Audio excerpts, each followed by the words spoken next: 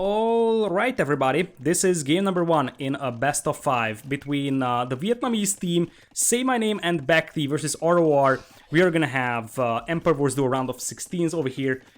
This is Arabia. SayMyName is playing Vietnamese in blue on the right side. We're gonna have Magyars for BacT in green, and we do have a pause. Left side, it is going to be Ganji as Ethiopians in red, and last but not least, Kamigawa in Hans in yellow. And as I said, name a more iconic duo than BacT and pauses. So, Hans and Ethiopians, two pretty strong Arabia civs versus Vietnamese and Magyars. One of the important things about Vietnam is that you know the starting position of your opponents, which is a pretty nice bonus to have. On the other side, with Hans, you have a great eco behind this one, and apparently Kamigawa's base is also really well wallable if you take a look at this one. So if he places those walls just a little bit more to the front, he's going to be fine. Easy wall off over here. I wonder if he's going to find this hole though, because it's two separate forests, and I'm not so sure that he's going to find this. So this could be a problem. Anyways, right side is a little bit harder to wall for Kamigawa, and luckily for him, he has Huntables at the back, which is easy to take, a stone that is relatively safe. On their side, gold at the back is very nice for Ganji. Ganji is a perfect map. Wall off here, and right side is also relatively easily wallable. So Ganji is going to be in a great spot apparently. BacT comes in here with a scout, potentially trying to deny an archer range, and in the meanwhile, for BacT, coming in here with the first table for the Magyar scouts in this one. For SayMyName, he does have a pretty exposed gold mine in the front, going for double ranges immediately right next to the gold mine. And it appears that Kamigawa is actually putting a lot of effort into walling. Oh boy, that's a long wall. Now, of course, he's trying to fight the scout of SayMyName over here, as he's trying to take a hill to grab a fight. So he didn't really have the chance to scout around his base. But if he has scouted this would have been a way easier wall off for him. This is a huge Vulture time investment. Anyways, for now, Ganji is just popping out Spearmen and Archers. This barracks is pretty bad in terms of positioning, but this is where it spawns, so it is what it is, right? And that scout is gonna run into the Spearmen. That's pretty bad for BacT over there as a start. It appears that SayMyName is just gonna grow up his Archers back at home, not really playing aggressive, which helps Kamigawa wall his base off. And this also helps Ganji.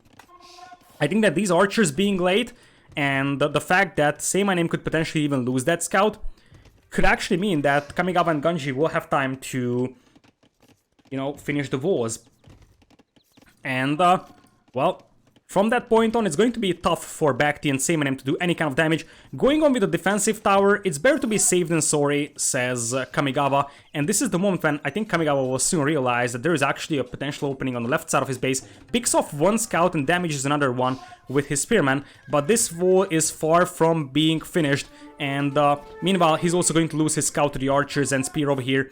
Counterattack from Ganji going towards the base of BacT. And BacT loses one villager, one is also walled in here. Nice quick walls over there from BacT. So basically, Kamigawa is going to suffer quite a lot of casualties. Luckily, that's two weak scouts, and that means that Kamigawa can actually defend against this one. Spearman dies, but no villager is lost.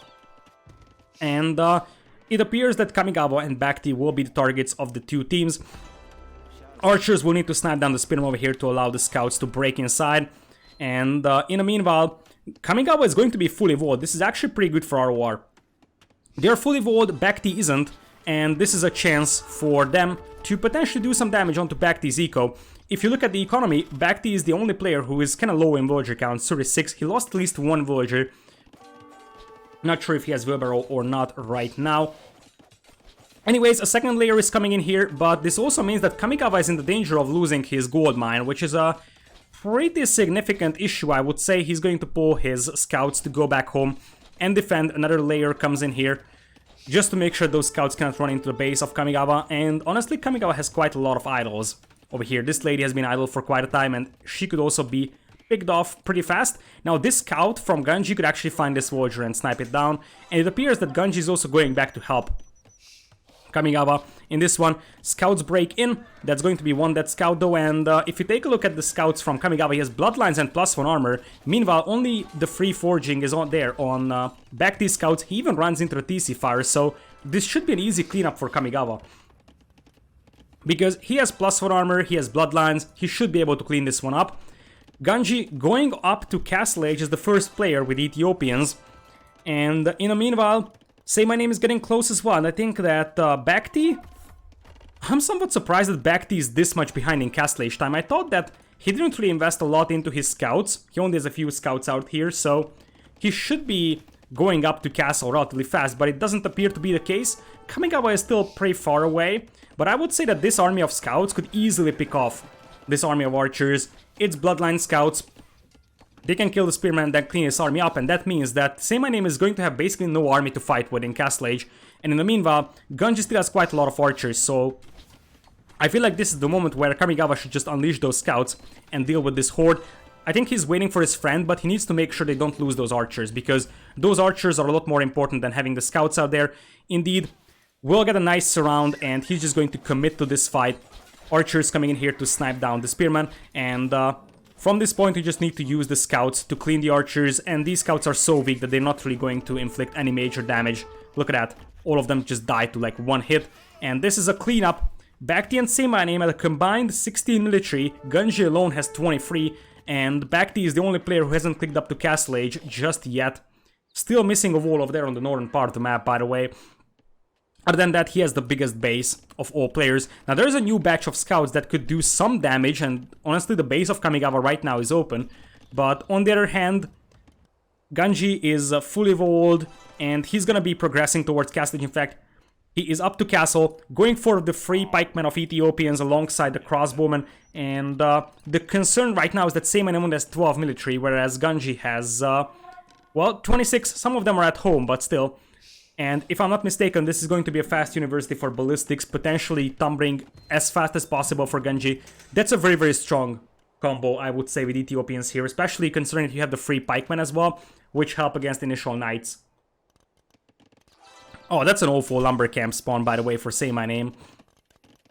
But still, SayMyName's gold mine here is quite exposed, and he is just going for the crossbow upgrade. It's going to be higher HP crossbows from SayMyName versus faster rate of fire crossbows, but that should still be an advantage for Ganji.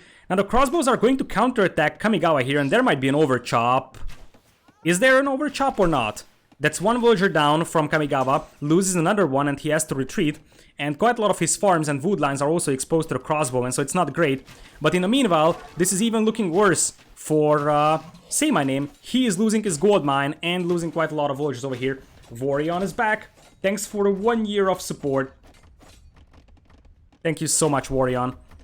So, yep, at this point it's a little bit rough for Kamigawa, but he's gonna have a few knights out and he should be able to clean this one up. BacT also sending in the scouts. And this looks worse, honestly, for SayMyName. Look at that. Especially with ballistics coming in very soon. For Ganji, this is going to be a lot of dead villagers. From SayMyName, he's already down to 38, and that's going to be even more villagers picked off. Ethiopian crossbows with +1 armor and ballistics. Meanwhile, on the left side, Kamigawa is taking some damage, but if he can get like 5 or 6 knights out here with +2 armor, he should be able to clean this one up relatively easily. Loses, I think, 2 more villagers in this one at least, though. So it's not ideal, but I mean, look at this mass migration from SayMyName. He has to abandon his entire base and he's just running around right now with 36 villagers. And indeed, the knights will actually take this fight, tries to get a good surround. I think it's going to be more or less okay, but well, the scouts are acting as a good meat shield over here, so it wasn't ideal for Kamigawa. Still, look at this. Look at this, just horde of villagers. It's hard to really phrase it into words. Now, this is a very, very bad fight over there for Kamigawa. Reinforcements are coming in here from Ganji, and Kamigawa is still at 42 villagers in comparison to 37 from SayMyName. And oh boy, this could be awful. This could be awful. I'm not sure if this TC is gonna go up. I'm pretty sure that Ganji will try to deny that, but it's not going to happen. TC goes up, and there is some knights in here from BacT. BacT has +2/+2 on those knights, so those are pretty dangerous. But other than that, this army gets cleaned up, and right now BacT and SayMyName has 30 military combined. Whereas Ganji has 25 military still, and he can just continue to pressure SayMyName over here. SayMyName doesn't really have wood income. He has 3 villagers on wood. Now, he could drop another TC, and that would be great over here, for example, as it appears that BacT is gonna switch gears and start adding more knights. He is playing with just 1 TC, adding a second one, even stonewalling his base, so that's not going to be exposed. For Ganji, however, he's already on 3 TCs and popping out archers from 2 ranges. Soon, Tumbling is something he will be able to afford. And in the meanwhile, Kamigawa is playing with just 1 TC, but Huns are Huns, so you should never underestimate 1 TC Huns either. RoR looks strong? Yeah, they are. They look really strong. Now, Iron Casting is missing from those knights for Kamigawa, so he can't really take good engagements. And another pause. Again, name a more iconic duo than BacT and pauses. So, it appears that we are gonna have 3 TCs for SayMyName, 3 TCs for Ganji, and right now 2 TCs for BacT. And Kamigawa is the only player who is playing with 1000 right now. He will soon be able to afford another one. He has 5 villagers on stone, and he has enough wood income to drop a second TC. Potentially, maybe over here would be a nice spot. Anyways, the focus will be switched towards BacT, and I'm pretty sure what they want to do is just knock down the stables, because there is enough crossbows to kill the knights, and in 2v2s you probably want to hit the scouts player, because the archer player is always slower moving, so it takes more time for SayMyName to get here and help than it is for BacT to get in here to help SayMyName. So it's not a bad idea, but that's a lot of knights from BacT. It's 17 knights.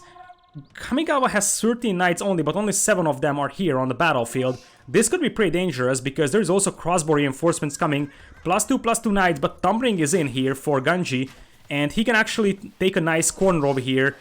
Oh, this is so close. I can see BacT and SayMyName taking a good fight here, but it is a very, very close one. It appears that Ganji is going to realize there is actually trouble coming his way. He needs to take a good corner here and use Kamigawa's cavalry as a meat shield. And indeed, you can see the signaling as it appears that BacT is trying to take a good fight, but I don't think this is going to be a good enough fight. The knights from Kamigawa are good meat shield, and that's quite a lot of crossbows. And they are able to kite around and pick off most of those knights. Look at the rate of fire on those Ethiopian crossbows. And in this one, it appears that the eco of BacT is now exposed. Look at Ganji's eco. Ganji has 83 villagers. BacT and SayMyName have 53 and 56. And BacT is also running for his life. Boy oh boy. But Ganji's got a great macro behind this one. Also, reinforcements are being picked off by new incoming knights. And it's not looking great for the Vietnamese team, to be honest. Another villager goes down, and all of those knights will just melt to the Ethiopian crossbows over here. More knight reinforcements. There is an overchop as well, so knights can just gallop in and start killing villagers. Beautiful micro, by the way, from Ganji. And if you just take a look at his eco, he's getting close to clicking up to Imperial. Ganji's macro here has been exceptionally good, I would say. Great military numbers, insanely good eco. And it appears that Kamigawa is just still popping out knights from 2 stables, adding TC number 3 right now.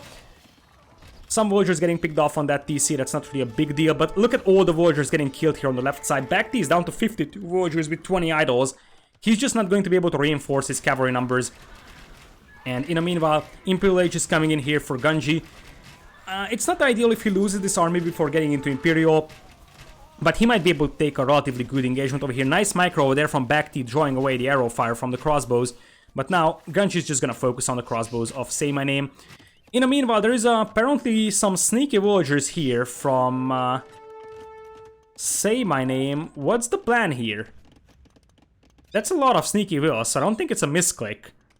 Although, oh, this DC has a rally point set over here on the left side. I wonder what the plan is there for SayMyName. But that rally point is deliberately set on the left side, so villagers are slowly getting through the map. Again, these crossbows could be dangerously exposed to these knights, because the knights can just get a good surround here in open field and finish them off. And this might have been a misclick, honestly, from SayMyName, because these villagers aren't really doing anything here. Crossbow still holding the hill over here, waiting on they are actually upgraded to Arbalest, and there's already a new blob of soon-to-be Arbs coming in. Looking at SayMyName, he's still far from Imperial, and so are the other players as well. This is a perfect heal, by the way, for Ganji, because this is not a fight that BacT and SayMyName can take, and Ganji will just wait until he gets Arbalest, and then, you know, just take a fight and start killing villagers. Forward Siege Workshop coming in here as well for Ganji, probably for some Rams. And it appears that SayMyName's Vogers here are just a result of a misclick here, potentially on the rally point of the TC. Again, Knights trying to take an engagement, but these are Ethiopian crossbows with the downhills advantage. This is huge. I mean, look at those Knights melt to the Ethiopian crossbows here. That's an absolute massacre, and these aren't even upgraded to Arbalasts. If these guys are upgraded to Arbs, these are just going to destroy everything within BacT's base. Sure, this blob might actually get cleaned up by all these crossbows, but look at the next batch. Soon, battering rams coming in, and it appears that SayMyName is just gonna start chopping wood with these guys. He's getting close to clicking up to Imperial, but Ganji is already up, and he's going for Arbalast, Bracer. I don't think he can afford Chemistry. Now he can, so he can actually go for that, but he's gonna go with Capped Rams first. Look at Ganji's micro as well. Ganji's macro as well is insane as well. 104 Vogers for him. That's by far the best in the game. Kamigawa is also surpassing BacT and SayMyName in terms of Voger count here, as he's adding more Knights. We might just see him commit to a Castle Age pressure here and try to finish the game off as much as it is possible. Rams are already coming in alongside Arbalasts. They're still missing extra armor, which is a bit of an issue, but I mean, we have seen worse. Yeah, Chemistry and extra armor would be pretty nice in these, but Ganji, he's confident with these Arbs already, and he prioritizes going for the Ram so he can knock down production buildings. There is more stables coming up here for BacT at the back, but Ethiopian Arbs with imp upgrades are just gonna melt any kind of Knights here, so I don't think it's really going to work fine. Meanwhile, some raiding coming in here for Kamigawa as well to get some damage done on SayMyName, and if you just look at the ecos, BacT is down to 76. And he's not even close to Imp. If you take a look at Kamigawa, he's still far from Imp as well, but the numbers are slightly better, 20 to 11 military. But what matters is that 48 Arbs from Ganji with 116 Vogers against SayMyName's 81 Vogers and 21 military. Also quite a lot of Rams in the party already. Ganji is looking pretty solid, I would say. And oh, these Vogers are actually still taking the wood. They just walked all the way back home to this lumber camp to drop off the wood, and then they come back over here. As BacT is gonna call it game number 1 in the hands of RoR. And as I said, this isn't as one-sided as a lot of people would think. In fact, I believe that this is going to be one of the closest series in the first round. Game number 1. And I think what really mattered is Ganji's macro. He has had an insanely good game in this one. So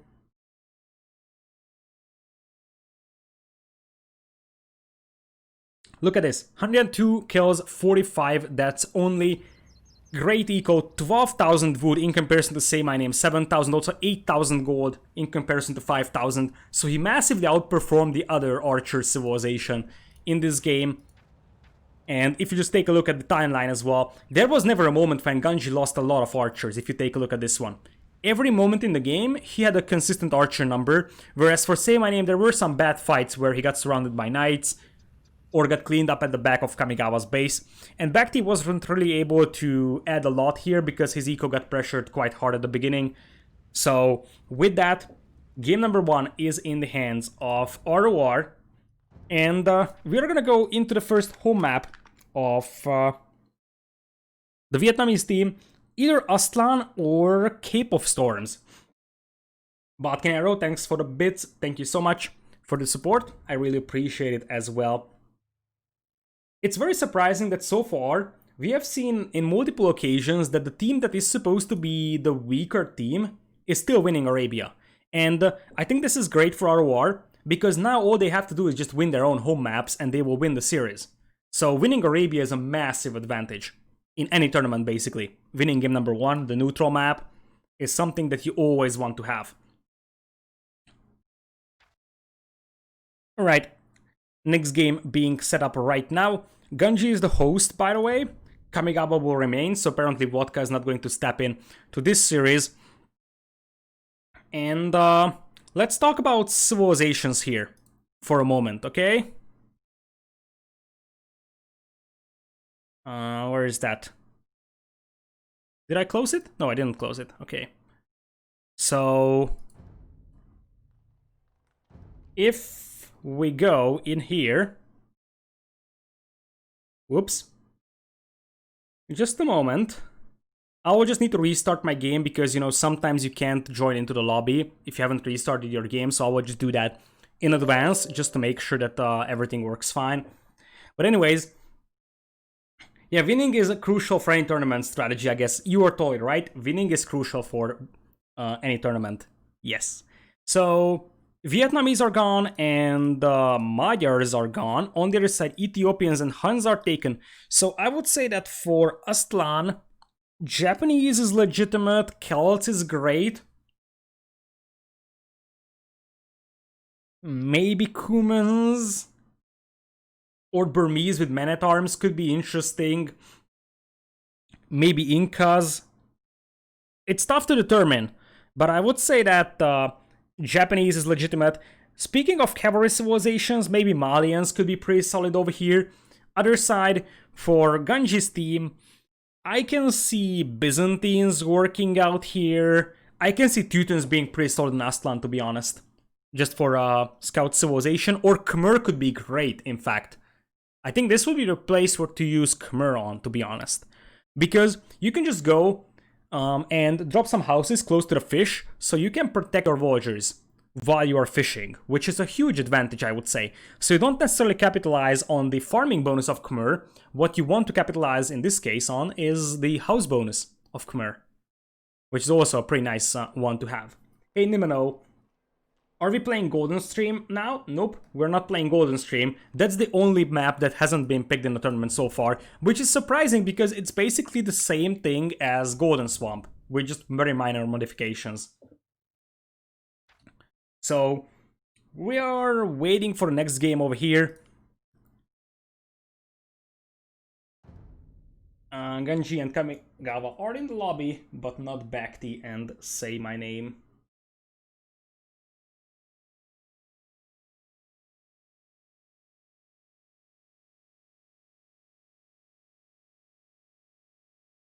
So, let's hope that the Vietnamese players return soon in this one, and we can jump into the next game, which again could be either Aztlan or Cape of Storms. If Cape of Storms is the next map, as we have Botkin Arrow with another 100 bits, thank you so much again. I really appreciate your support. Is Kaposh not gonna play? I'm not sure, probably not today, because this is early in the morning for him. I think Kaposh might play in the next round if they get there, but I think this is not a time frame where Kaposh is usually playing. Alright, everybody is back. So maybe Kaposh is playing, but so far it's still BacT and SayMyName in the lobby. So I don't think that he's going to play just today. We will see. So, for Cape of Storms, did we actually talk about the civilizations? I don't think so.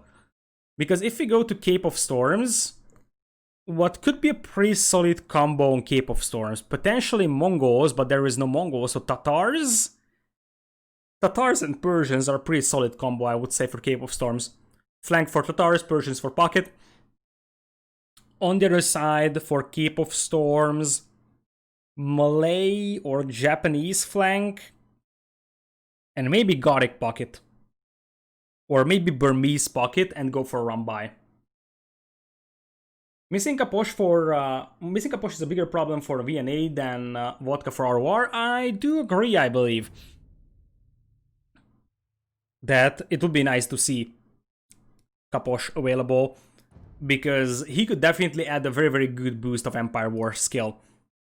But we will see how BacT and SayMyName play. Needless to say, they must win their own home maps. So if they lose their home map here and get behind by 2 points, it's going to be insanely hard to come back, because the scale difference between these teams aren't as huge as you would think, especially in Empire Wars.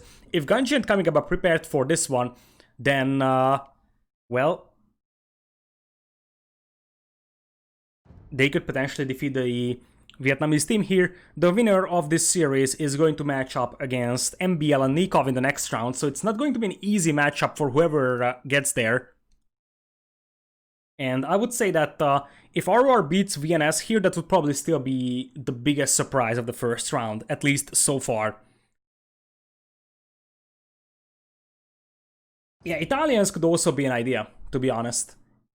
You will still pick one pocket civilization if you go to Cape of Storms, which is probably Persians, because they're just so strong on hybrid maps, I would say. RoR were also in Boa 2 main draw and defeated... Yeah, I know that they were in Boa 2 as well. But I think there was Shed also playing for them. But yeah, RoR is a very, very solid team, I would say. They have some high-level players, and the skill level of these players are pretty much even. So it's not like if you substitute one player, then the team gets weaker.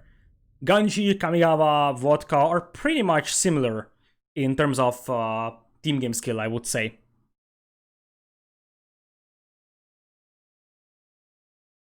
So it appears that we're gonna go to Cape of Storms. So let's see if Gots or Burmese Pocket will actually be pulled here by BacT or SayMyName. Again, they're a bit low on cavalry civilizations, and if they want to win this, they will need to go into at least 4 games, potentially 5. So they kind of need to use some solid pocket civilizations. In this one, that's not necessarily a cavalry civ, because they will need cavalry civs elsewhere. So I think that Burmese or Gots is potentially what you have to go for here. Otherwise, you're just going to consume another cavalry civ, and you're already low on cav civs if you are a Vietnamese team. Like, you have Cumans and Slavs and Malians remaining. So I think those are better used elsewhere. Is a free player max team? Yeah, basically, for this tournament, since it's 2v2, you can only have 3 players on a team, right? Because it makes 0 sense to have a 5, 6, 7 players on a team, but only 2 can play. So I think it's fair to have 2 starters and 1 backup. Even having 4 players would be dumb, because that's like 2 separate teams. So it's better to have 2 players or 3. Some teams sign up with 2 players, some have 3. And really just depending on the team, which players play and which players don't. Like, as far as I've seen so far, the majority of the teams try to involve their 3rd player as well. Like, Secret, Viper, Tato, and Jordan. I know that Jordan played some games. So far, Nili hasn't played for Downton Slam, but that is also in relation to the fact that he's quarantined and doesn't really have good equipment right now for playing / streaming. Hopefully he's alright. So, yeah, that's basically the reason. I think those are the 2 teams that have a 3rd player. RoR has a 3rd player. Hero, Leader, and Heart also have a 3rd player, and I think that Heart might also play a few games in the next round. Alright, let's hope that the game is up, because there was quite a lot of break over here in between the 2nd and the 3rd game. Well, in fact, this is just the 1st and the 2nd game break.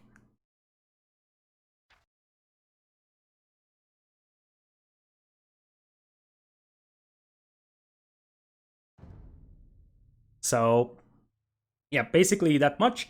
And yeah, BacT pause. I also think that this is probably just a BacT pause again. You know, I don't blame him, he has a family. So yeah, it's probably just BacT asking for a few minutes, or maybe one of the teams taking a short bathroom break or something relatable, but it is apparently over, and we'll be able to jump into the game here. So let's go, and we have a somewhat unique setup of civilizations. I didn't really expect this lineup, to be honest.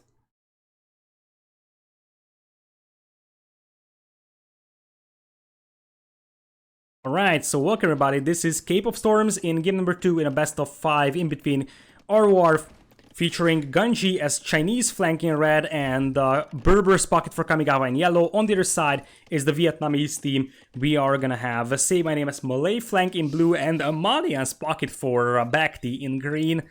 I'm not a massive fan of these civilizations from Vietnam, to be honest. I mean, they're not bad. Malay is an insanely good flank civilization. But Malian pocket feels weird to me. The wood bonus is nice when you have to drop your docks over here. I totally agree with that one, and they still are a very strong pocket civilization. But on the other hand, I think that there could have been some other pockets that could have been a little bit more reasonable, because Malians is very precious for BacT's team right now. They don't really have a lot of cavalry civs, and there is still potentially another 4 or 3 games to be played other than this one. And I don't know what they're going to do if they run out of cavalry civs. So I feel like Malians could have been useful elsewhere, and it appears that Kamigawa is going to attempt what I thought is going to be impossible and wall this map. Now, the way this map looks like is that there is a big, thick forest in the middle, and then there is a bunch of straggler baobab trees over here. Hunt is available to players as well, both in the form of zebras, ostriches, and there is also one rhino or elephant. So this is why Mongols is a very strong pick here. And I'm also somewhat surprised that we are not seeing Persians in the pocket from RoR. It appears we're gonna have Berbers. Scouts are coming in here for BacT already, and it appears that Kamigawa is also playing with scouts. This should be a dead villager over here for Kamigawa. There is no way this guy escapes, and indeed, that's -1 villager over there. On the other side, scouts are streaming into the eco of SayMyName as well. SayMyName is going double range archers. And so is the plan for Gunji, even defensive tower on the gold mine, trying to wall himself off as much as possible. Scouts again coming in here, could actually hit a villager here, or potentially on the gold mine. Now, ideally you want to hit the gold mine in this case, because there is not a lot of villagers over there that can take the fight, whereas on the wood line there is enough to fight against this one. As we're gonna have the archers coming in here. This could be a nice find over there from Gunji to pick off 1 or 2 villagers from SayMyName. Will not be able to finish this villager off, but as I said that villager dies in the end. Fire Galley is coming in here for BacT with what appears to be a double dock strategy. He's gonna have a great eco behind this one, and it appears that RoR isn't docking up until this point. There's a villager moving out for Kamigawa just now, and Gunji is also gonna lose 1 villager over here that was walling to an archer. So this start is actually way better for the Vietnamese team, I would say. Gunji and Kamigawa are at 36 eco respectively, and the Vietnamese team is 1 villager ahead already. And you're also gonna have a great fishing eco for BacT. Plus, he already has Fire Galleys out, so he can start killing the fish of Kamigawa, even if Kamigawa goes for that. There was a bit of a lag spike, but luckily we are still fine. It appears that Kamigawa is really willing to wall this one off, but this is a massive, massive investment of time. +1 armor. And bloodlines on the way as well for Kamigawa. On the other side, BacT is not going for that. So the danger here for BacT is that he's committing a lot of resources into the war aggression, as you could see that Gunji signaled the arrival of that Fire Galley. Gunji sees that Fire Galley because it was sailing on the shoreline, and he has some vision on that because of the palisade walls.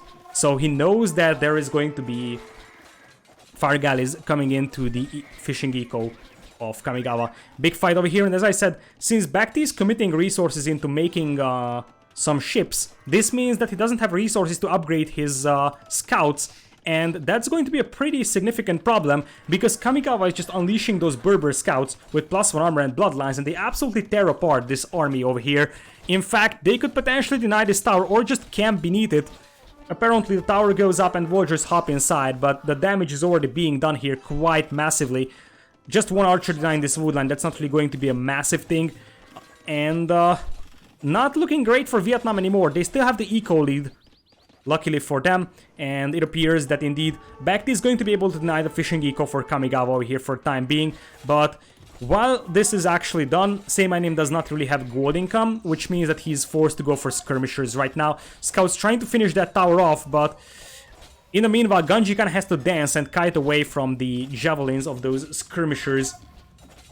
And while the tower is empty, this is the moment when you just rush down those skirms with your scouts. And in this very moment, SayMyName is running for his life. They still have the eco lead, especially BacT, and in the long run, that's going to pay off. But you kind of have to survive for that. And it's not looking great for Vietnam. Again, I like that they are going for the fish, but it appears that Kamigawa's commitment to land might still pay off here.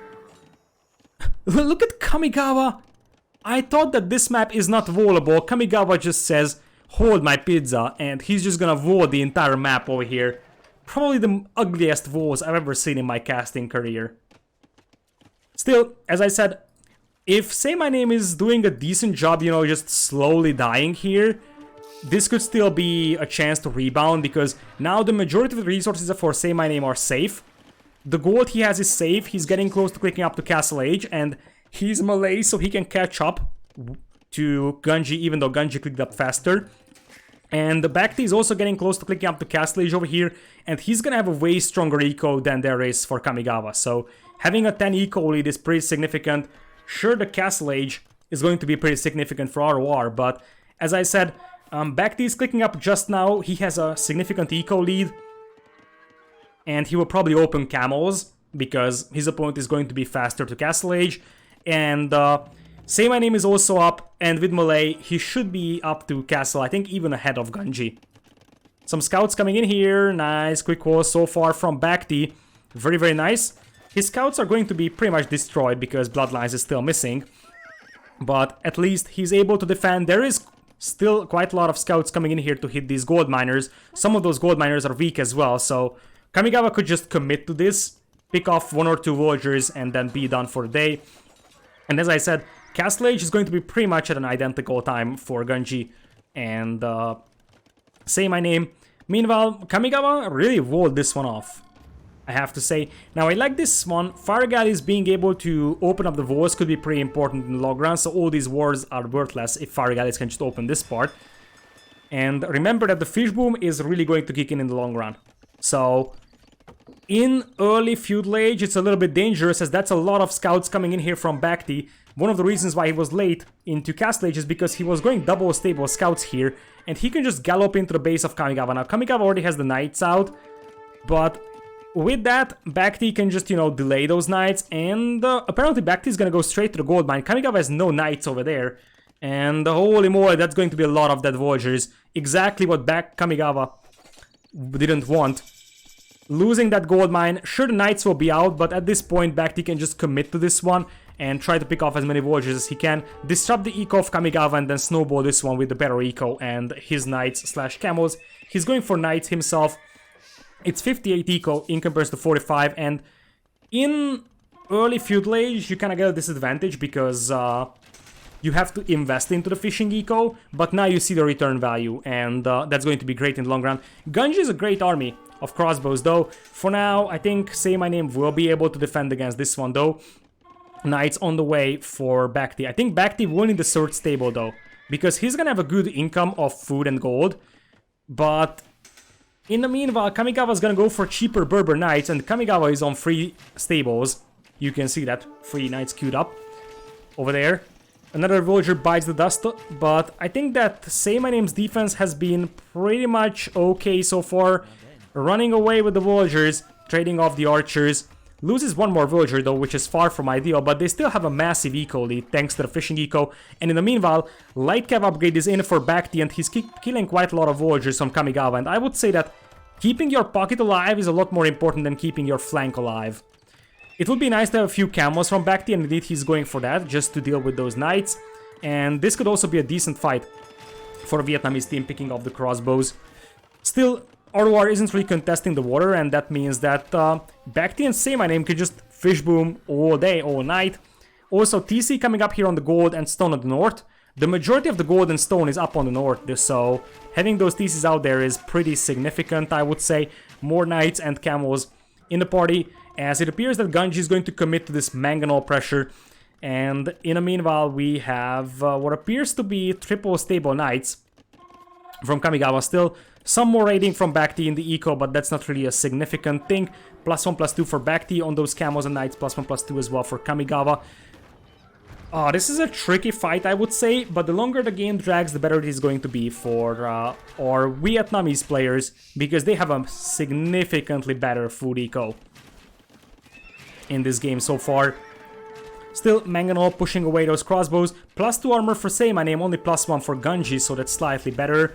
But you just need one good mango shot to finish off the crossbows just like that. That wasn't a great fight for SayMyName, and he's gonna eat another big mango shot, running away from his gold mine. Oh boy, at some point they will have to commit to this fight, because SayMyName is actually getting pushed quite hard over here. He still has a good eco, but now Gunji is taking over in terms of eco, but Here it is, the big fight. Mangonel dies. Camo is also picked off by the crossbows, so it was decent micro, I would say, from both sides. But there is enough crossbows to potentially clean up the knights here. Yeah, I think this is something that Vietnam can clean up in the long run. This knight is inflicting quite a lot of damage, and SayMyName is down to 56 eco. But if you look at the pockets, it's 68 against 51 in terms of economy. So it's not great, and apparently this is not enough to clean it up. And SayMyName has to run for his life again. Boy oh boy, this is their home map, and they are in trouble. Now it's triple stable knights for BacT. Still, I mean, SayMyName is not completely dead, and rebooming with that much fish available is still probably possible. He has 1000 food in the bank, by the way. It's just about the gold. I think he should just rush up a market, buy 100 stone and make a defensive tower over here, or a TC, because he needs to get some sort of safe gold income. How did BacT lose all his military? I think he was outnumbered in knight numbers, and his camos got picked off by the crossbows. Remember that it was triple stable knights for Kamigawa for the majority of the game, and now the problems for Kamigawa is that he's not actually coming in with more knights, and if you take a look at BacT, he's actually getting more and more in. So I think in the long run the fishing eco is gonna pay off. Gunji dropping a sneaky dock over here, I love this. The ships are patrolling here for BacT, so they can't build docks over there. Gunji tries to build a dock here, so they can go for the fishing eco of Vietnam, and if the fishing eco goes down, Vietnam is going to die. That's the only thing that keeps them in the game. Beautiful micro from BacT, picks off the Mangonel at the loss of 2 knights.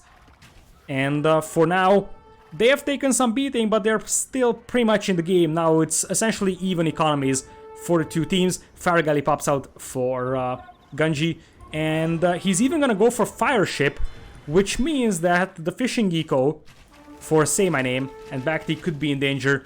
That's a lot of crossbows though. They do have +2 armor, only +1 for Gunji. This is a fight that Vietnam should conveniently be able to win. Indeed, the majority of the crossbows are dying. Look at those town centers, by the way, from Gunji. Just dropping TCs over here on the wood.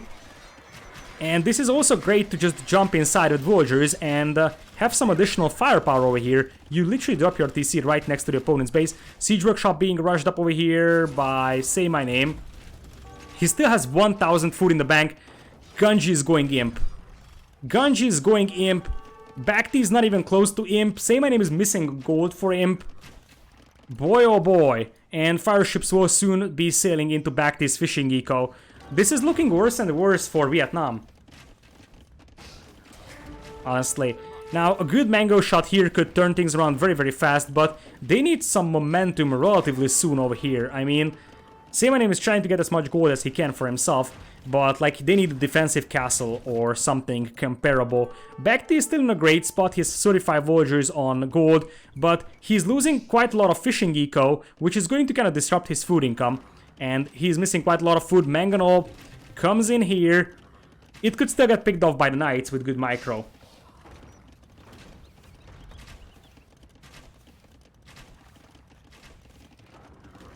It appears that Gunji and Kamigawa will retreat. Remember, Gunji is trying to save the crossbows.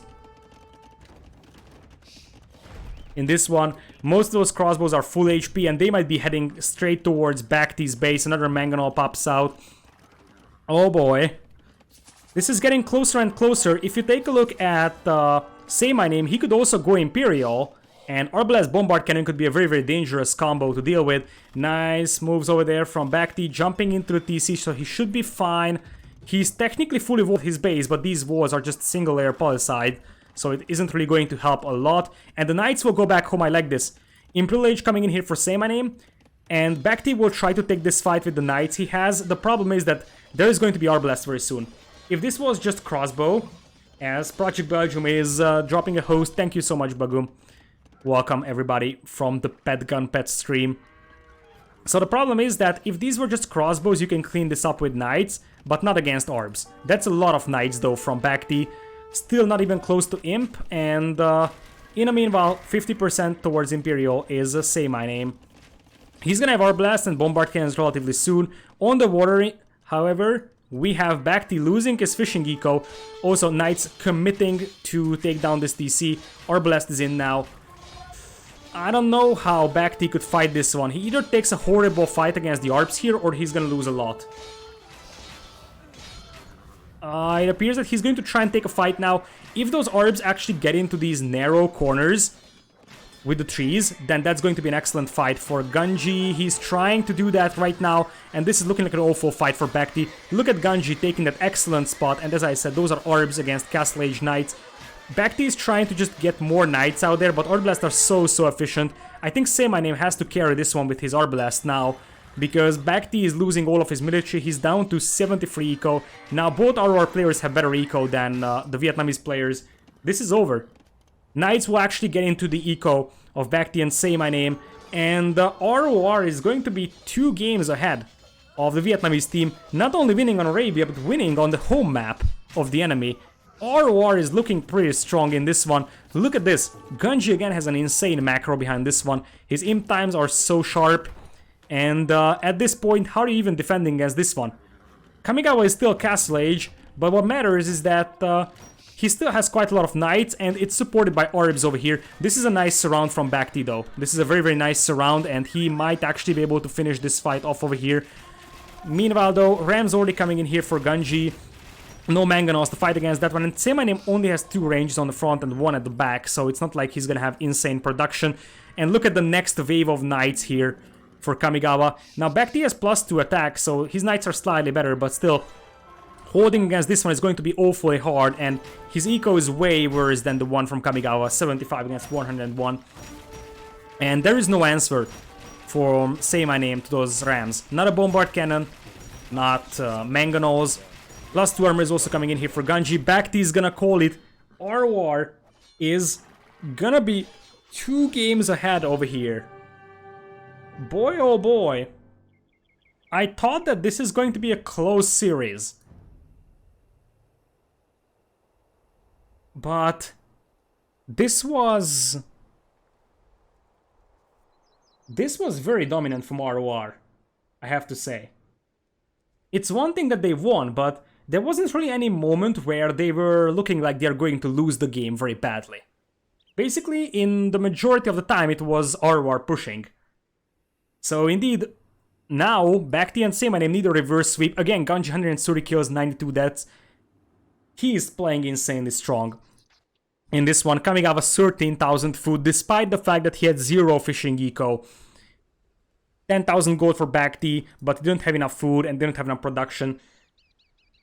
In this one, 102 Voyagers for Kamigawa, 94 in the end for Gunji. And look at the snowball happening.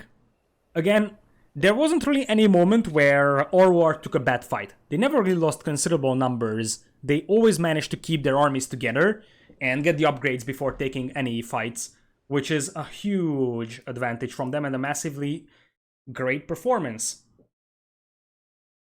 It's so satisfying when orbs mow down Knights. Yeah, basically, you cannot really kill orbs with Knights unless you have a huge numbers advantage or the orbs aren't really upgraded.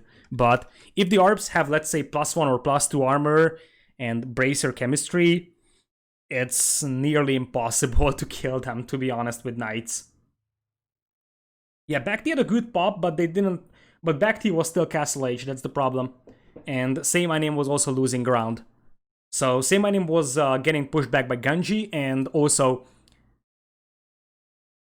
BacT was behind in comparison to Kamigawa, which means that we are 1 game away from having BacT and SayMyName eliminated from the tournament in this one.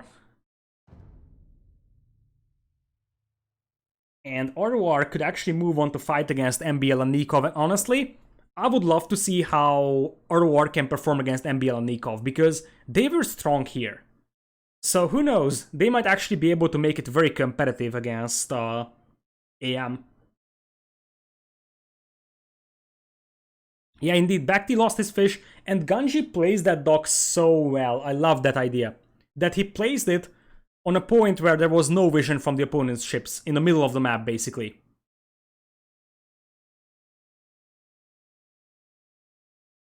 Is Kaposh playing? I don't know. He can, but I'm not sure if he's around at this time. They scheduled this game over here, so I guess it's either Kaposh playing, but no, BacT and SayMyName will continue. So it appears that Kaposh is not going to play. a little bit disappointing considering that they really need an infusion of one Kaposh right now, I believe.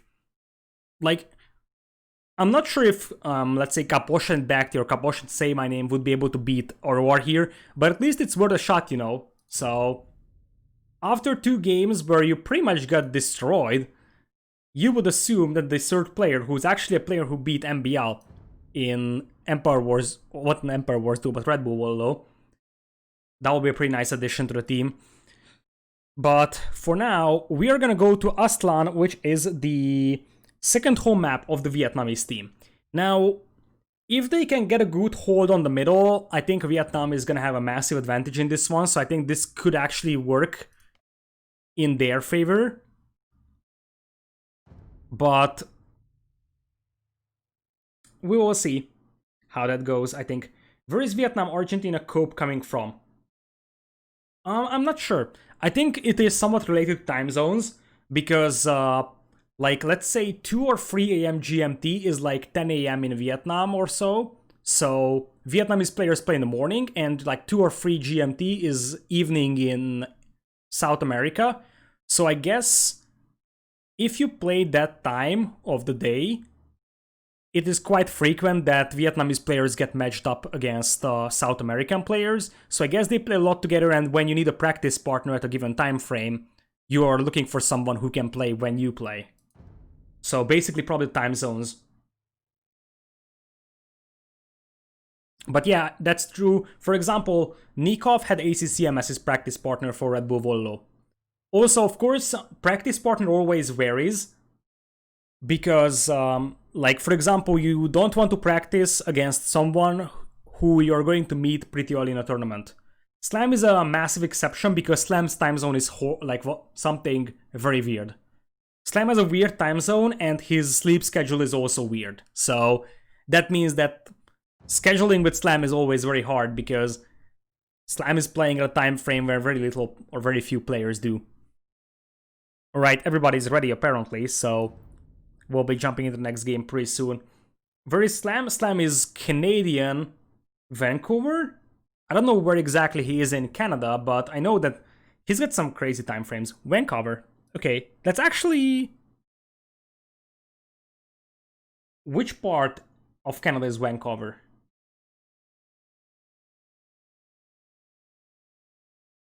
Yeah, Pacific. Okay. I suspected Pacific as well, because I know that Slam has a very weird time zone. So, yeah. Finding a good time to play with Slam is always hard, because he's got a time zone where basically no one else plays in.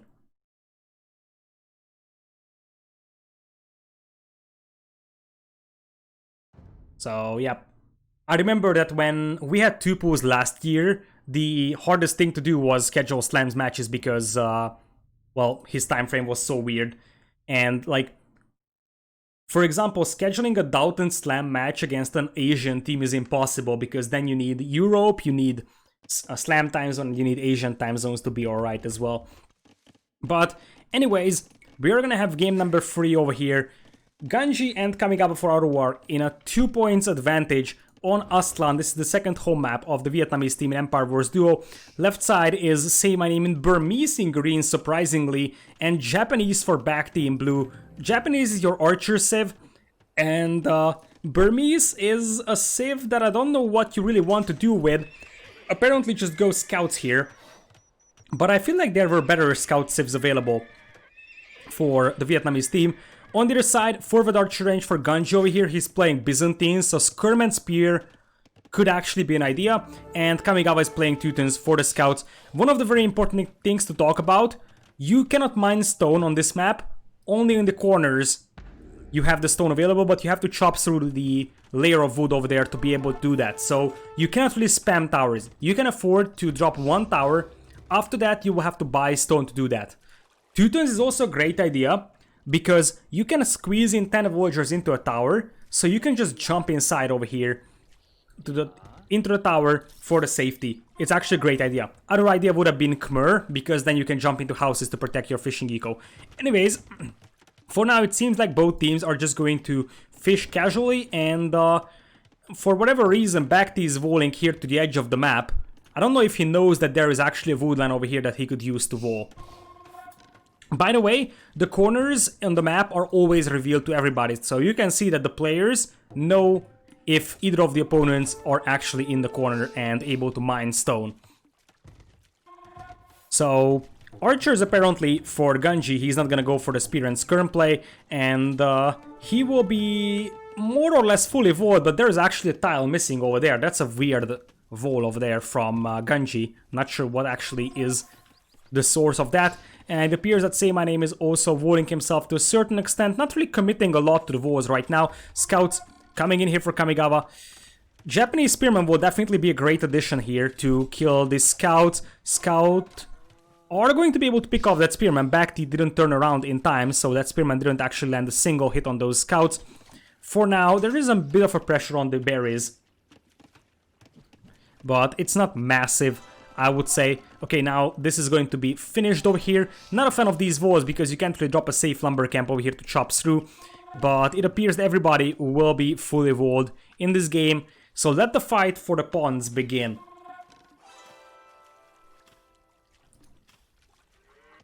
In the meanwhile, we will have what could be potentially team wars, honestly, from Vietnam. I could see a wall here, and then Vietnam would be team walled, which would be pretty nice, I believe. Anyways, combination of archers and scouts over here. One spearman gets picked off. Not a lot of fighting at the beginning, to be honest, but this could be a great one. Bloodlines and +1 armor for Kamigawa on those scouts already. And no upgrades for SayMyName, just coming in for bloodlines. So this could be a great fight, I would say, for RoR again.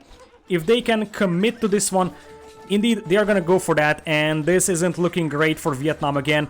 The scouts from SayMyName are gonna go down because Kamigawa has way better scouts. And I think that Kamigawa might even be able to finish off the skirms here. In the end, Vietnam seems to be able to clean this one up with the reinforcements coming in here relatively fast. But that wasn't a very cost-efficient fight for them by any means. And also, quite a lot of Voyager idle time over here, as these Voyagers are also fighting against the scouts. One Voyager gets picked off by a scout over here, that's a pretty nice find. And it is BacT and Kamigawa with 38 Voyagers. Gunji has 41, which also means that he doesn't have wheelbarrow, I believe. Double stable scouts coming in here for SayMyName on the other hand. And remember that Burmese do have the lumberjacking upgrade bonus, which helps with the scouts opening because you don't have to get the double bit axe research because you already got that. So you can open with scouts a little bit easier. That could be the source of having Burmese on this map. So for now, everybody has a safe fishing eco, but you don't see a lot of Voyagers from BacT on fish right now. The majority of them are in the tower. Now, one thing to point out is that if you take a look at Gunji, he has 6 Voyagers in here. Kamigawa has 9. You also have kind of 9 Voyagers over here for BacT, and SayMyName only has 7. So if you have a safe fish over here, you kind of have to commit a lot of Voyagers into it because you want that food income for yourself. And I don't like that SayMyName is dropping this many farms. I know that your fishing eco is a little bit open here, but this is a huge investment into farms. If you compare it to Kamigawa, who also has some farms, but even better, compare it to BacT, he's gonna still have a great food eco from the fish, and he doesn't have to invest into farms. Anyways, this is actually a good fight over here for SayMyName. He does have +1/+1 on the scouts, and he's also able to reinforce from a close vicinity. This is absolutely a massacre in this one. And for the first time in this series, it appears that Vietnam might actually be in the driver's seat. Yeah, I mean, compared to the guy who's going archers, but sure, it's not necessarily about going archers, it's about the fact that you still have a good food income to get into Castle Age, in comparison to making a bunch of farms. Indeed, the Scouts player needs a lot more food, but still, you could commit a lot more Voyagers to fishing here than what the players are actually doing. Like, for example, Gunji only has 6 Voyagers in here. Now, things are getting heated up over here. That's quite a lot of scouts from SayMyName. Kamigawa also has +1 attack now, so he could potentially take this fight. And the 2-ton tower is also going to help defending. And Castle Age on the way for BacT. Yeah, you get constant raid on the fish, that's totally true. But you're also fighting over there. So, like, for example, right now you don't really get raided. If you can take good fights close to your fish and reinforce, like the way SayMyName and BacT are doing, you should have no trouble fishing. And you can see that there are some raids, but in the majority of the cases, the players are able to fish relatively safe. Kamigawa is the final player up into Castle Age. Oh boy, he's so far away. Look at that. 31 villagers on food. He's going for double stable scouts as well. Might even take a good fight here. But he's still far away from Castle Age. Now, the fact that you can go for those stronger Teuton Knights is going to be a massive advantage in the favor of Kamigawa. But what we could see from SayMyName is elephants, potentially. So that could be an idea. Go for the early elephants over here and try to push your opponent off from the middle, potentially with the forward siege workshop as well. Anyways, it appears that the majority of the players are walled. SayMyName's right side is a little bit open though, which is a bit of a concern. But I guess they have vision over here in the middle, so they know if anything is coming this way. Alright, Kamigawa, the final player to get up into Castle Age. Having this many farms isn't really a bigger deal for him because he's Teutons.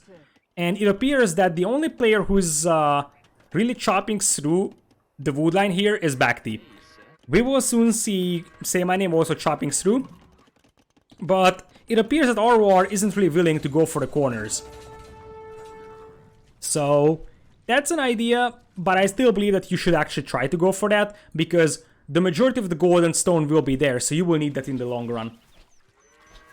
Anyways, that is going to be a lot of crossbows on both sides, but crossbows are already in here for BacT, even though he doesn't really have the numbers in comparison to Gunji. That is 20 crossbows against soon to be 25, but crossbows are not in just yet for Kamigawa. He's gonna go for the fast tumbling here before ballistics, 4 ranges production.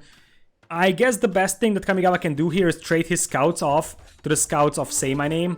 But he's still not close to Castle Age. Knights are already streaming in here for SayMyName. +1/+2 is a pretty nice combo of upgrades. But, well, crossbows with tumbling could actually arrive over here. But right now, Kamigawa has no fishing eco anymore. And that's far from ideal. I still believe that these scouts are trying to take a good engagement and pick off the scouts as much as they can. But with crossbows and knights supporting, this is going to be insanely hard to do. Ballistics on the way though for Gunji. And remember that he's also Byzantines. So he could actually have a great imp time. The problem is that his fishing eco is getting pushed here. Crossbows camping beneath the tower, and now knights are also out. And right now, Gunji's army is mispositioned. So he isn't really able to defend his fishing eco. Right now, only the 2 Vietnamese players are able to fish, and that's a huge food income from them. This is going to be a nice cleanup, but in the meanwhile, Gunji has lost his fishing eco, at least the majority of it, trying to regroup and reclaim his fish. Still, the fast Imperial could actually kick in here, which would potentially swing the battle back into the favor of RoR, and that is indeed a nice cleanup. Those are basically fully upgraded Castle Age crossbows, just missing the +2 armor, but tumbling and ballistics already there, and that's going to be a very lethal force if they can just go for a counterattack over here and go for the fish.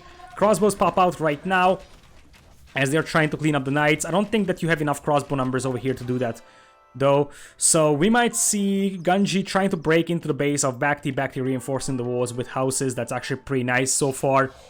And as I said, the biggest problem for RoR is that they don't really have a good food eco. Villager count is still pretty much even for everybody though. So we could see Kamigawa sending in more and more villagers, and well, he's gonna have the knights with Teutons in here, which is going to be a decent advantage. Not the speed, but the strength is going to be what matters for those scouts. Well, knights, to be precise. And it appears that slowly RoR might be able to counterattack this one. As I said, they haven't lost a lot of villagers. And if Gunji can just go back to the fishing eco here, we could see a pretty decent food income. In fact, if you take a look at Gunji, we could see a 1 TC fast imp from him here. 22 villagers already on gold, and he's got quite a lot of gold or food already in the bank to go for imp. Those crossbows still do have tumbling and ballistics, so that's actually a pretty good fight for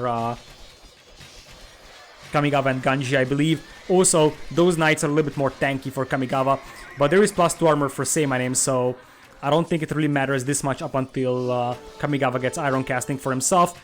But if I'm not mistaken, we are going to see Gunji going into Imperial again.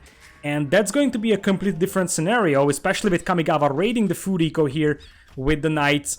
Now it is the Vietnamese team running for their lives on the fishing eco. Boy oh boy, Gunji is going imp, and you just need a few Arbs here. We have seen in the previous game how good Arbs are against Knights. If you can have like 20 Arbs here, get 2 bombard cannons out, you can take down these towers, and you can finish this game. You can finish this game right here, right now, with Gunji's fast imp. And indeed, he managed to save quite a lot of crossbows. In fact, now what Kamigawa is gonna do is the exact same thing that he did in the previous games. Just act as a meat shield, keep spamming Knights, remaining Castle Age, and force BacT and SayMyName to take fights, while Gunji is going up to Imperial and potentially sealing the deal here. Looking at the Knights, those are +2/+2.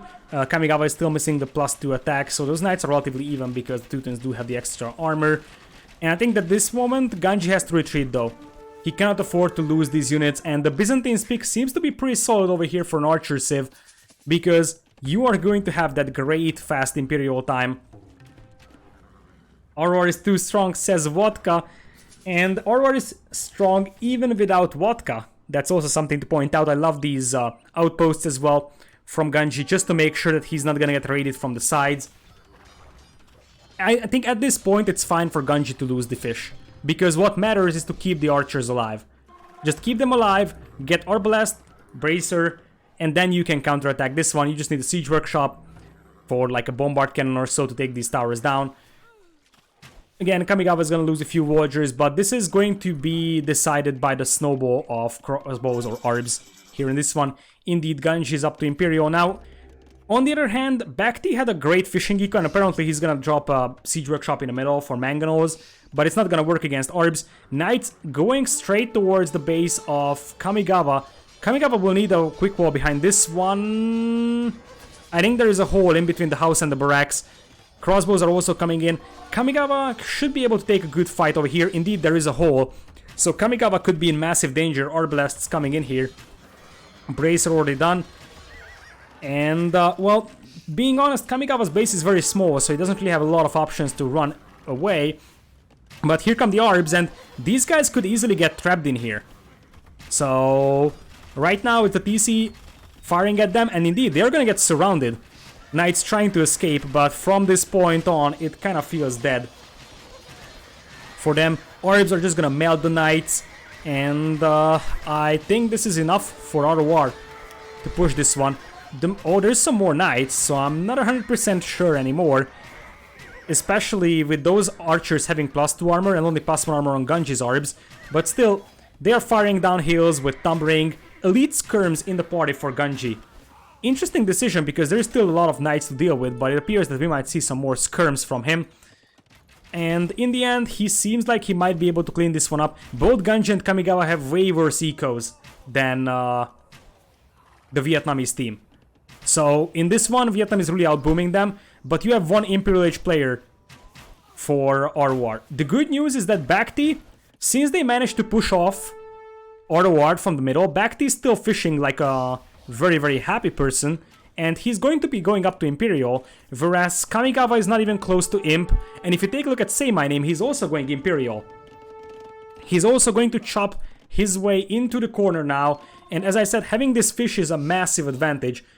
The problem for BacT right now is that he has 7 military, but he's going into Imperial. Kamigawa going Scout somewhat surprisingly, losing quite a lot of villagers. Kamigawa is down to 40 eco. Boy oh boy, he has taken a massive beating, and there is still Knights slowly streaming into his eco. And despite the fact that Gunji right now is up into Imperial with Arbs, I feel like 2 Imperial Age players will be way too much for him to take on. And, well, Kamigawa is pretty much dead in this one. He's down to 36 eco. Kamigawa is dying for his team. Problem is that Gunji with 61 villagers isn't going to be enough to deal with 2 players from the Vietnamese team. Right now, the name of the game for BacT is to keep the archers alive, but that's still a long time until he gets into Imperial. Still a lot of Knights. I would say what SayMyName needs to do right now is pressure the base of Gunji, and you can see that BacT says the same thing. The Arbs are here, just go for Gunji's base. You will deal with these Arbs later once you have the upgrades for that, but what you want is to force Gunji to retreat. Gunji is a small base, so if you can just run in here, you can kill a lot of villagers potentially. And let's see, Ganji might be going towards SayMyName's base. SayMyName trying to wall himself up as much as possible. Might just escort a bunch of villagers in here and wall this one off with a stone wall. That might be the easiest way to do things. And indeed, knights are coming in. TC and some quick walls are on the way for Ganji. But, I mean, even if the TC goes up, you can't fit a lot of villagers in there. Ganji with the quick walls, again, pretty nice overall. So the knights aren't really able to do a lot of damage. But as I said, the TC is full with villagers, so all of these walls could actually die, or the knights can just bash their way in here. They're trying to pressure SayMyName, but I think it's fine, because what matters is that BacT is going to be up to Imperial, and he's gonna have the Arbs to deal with this one. At least more or less. Although he's still just 12 military. Are we going to see Ganji snowballing this one alone? I mean, BacT has an insane production of crossbows. And BacT is a slightly better eco than Ganji. Ganji is still trying to hold on to this one as much as possible here with the quick walls against the cross or the knights. Meanwhile, on the left side, Arbs are just waltzing into the base of SayMyName. Honestly, Kamigawa is 38 eco, but soon SayMyName could be there as well. Still, I don't think this is going to be enough for Ganji and Kamigawa to finish off SayMyName, and now SayMyName is inside the eco of Ganji, and Ganji is going to lose a lot, I believe. He's just gonna have 0 food eco, which means that he cannot really replenish the skirms, and those guys aren't really going to get through here fast. And if I'm not mistaken, Arbs are now coming from BacT. I think Vietnam might have held out long enough, because now the knights can deal quite a lot of damage to Ganji's eco. As I said, Ganji is unable to replenish his villagers. He has 3 villagers on food. This is the only thing that Ganji has right now. This blob of Arbs and skirms. And SayMyName is doing a great job saving his villagers. He could actually drop a TC here somewhere so that he can just chop wood. And his villagers in the corner are safe. Soon, BacT is coming in with the reinforcements. This alone isn't going to be enough to clean this one up, but it doesn't even have to be. And Cavalier is also there for SayMyName, which means that this force just got a lot stronger. Meanwhile, Arbs also popping out from the other side. And you probably want to focus down on the Arblasts yourself. Again, not a great fight for the Vietnamese team, but they have a pretty massive eco. 150 against like 130 villagers. And that villager count is going to drop further because Ganji is losing way too much. Kamigawa doing his best to reboom, but his gold mine is also going to get raided by a few crossbows here. And it appears that the Cavalier will actually rush inside here on the left side. Even worse. Because now all these villagers from Ganji are dead. Same for Kamigawa. I think RoR is ready to call it in a matter of moments. Because even if they break in here, I don't think they can compensate for the fact that they combine for less than 100 villagers right now. Kamigawa has lost a lot. He's down to 37. 41 for Ganji. And he's got basically... Look at Ganji's eco. 20 on food. 8 on food. 1 on gold. That's not the eco that you want to have. And that's 3 TCs over here. Should be enough to clean up the majority of these Arbs, I am pretty sure. Now you could indeed trap the Cavalier, and that's exactly what Ganji is doing. He actually traps these guys in here. Look at that! Just one tile of stone wall and you trapped 14 Cavalier over there. But that doesn't matter, because in the meanwhile Kamigawa is dead. He lost his wood line, lost his gold income. He has basically no army. And yeah, this army is here, but eventually SayMyName and BacT will clean that one up. And yeah, this was a very, very strong show from Vietnam. They don't want to exit this tournament without a fight, and they will bring us to game number 4. And if you just take a look at the ecos, this was decided on that. SayMyName at 14,000 food. BacT 11,000 gold, but also 10k food in comparison to Ganji's 8k. Villager count's way better again, and just look at the snowball that happened after BacT and SayMyName reached Imperial. Because the fast team can work for Ganji if he can win the game fast, but they weren't really able to. They couldn't do enough damage on either BacT or SayMyName. And in the end, I would say that what really decided the outcome of the game is that those Arbs were delayed. Because they pushed Kamigawa, Kamigawa lost quite a lot of villagers, and those Arbs had to fight and chase. So Ganji had to defend with those Arbs instead of attacking, which meant that BacT and SayMyName had time to go into Imperial. And slowly grind down the opponent with the weaker eco. With that, that's one game in the hands of the Vietnamese team, and now we are going to one of the home maps for RoR, Golden Pit, or Twin Puddles. I would love to see another Twin Puddles game, to be honest. Also, while we are waiting, we could actually take a look at the civilizations that are remaining. Burmese are gone, we have Malay gone, we have Japanese gone, and we also have Malians gone. On BacT side, other side, we do have Teutons gone, we have Biz. Where's Biz at?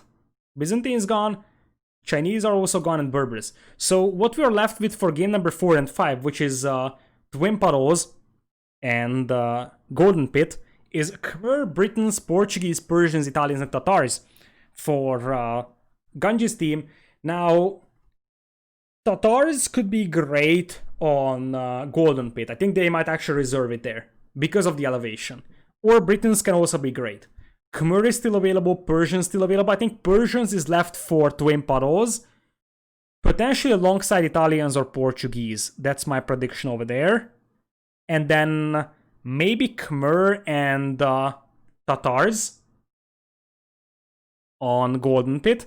Other side, Mayans potentially for Golden Pit alongside Slavs. And then you still have Cumans. So probably Cumans and Slavs are the two cavalry civs. But what are your archer civs? Incas is still there. Okay, there's Incas and Mayans. I was blind. But for Twin Puddles, you don't really have a good combo of civs, like Slavs, Incas, or Slavs, Mayans, or Cumans, Incas, Cumans, Mayans. Neither of them are really great.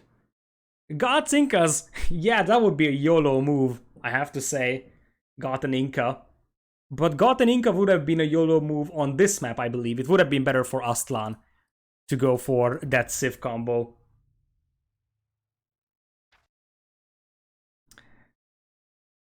Yeah, Goth and Inca would be the ultimate troll civilization combo. Celts and Incas, Huang Rush and Noboru Rush. Boy, oh boy, indeed. There's so many combinations you could go for. But let's see if they actually want to play traditional and not go for any unique strat. It appears that we are going Golden Pit. So we will see if Tatars is what RoR goes for. I think they should. Because the hill advantage is pretty massive, and I feel like there is a lot more space in the middle than there it is for Gold Rush. So it makes more sense to use Tatars for the hill bonus rather than Britons. Because Britons are rather slow moving, I would say.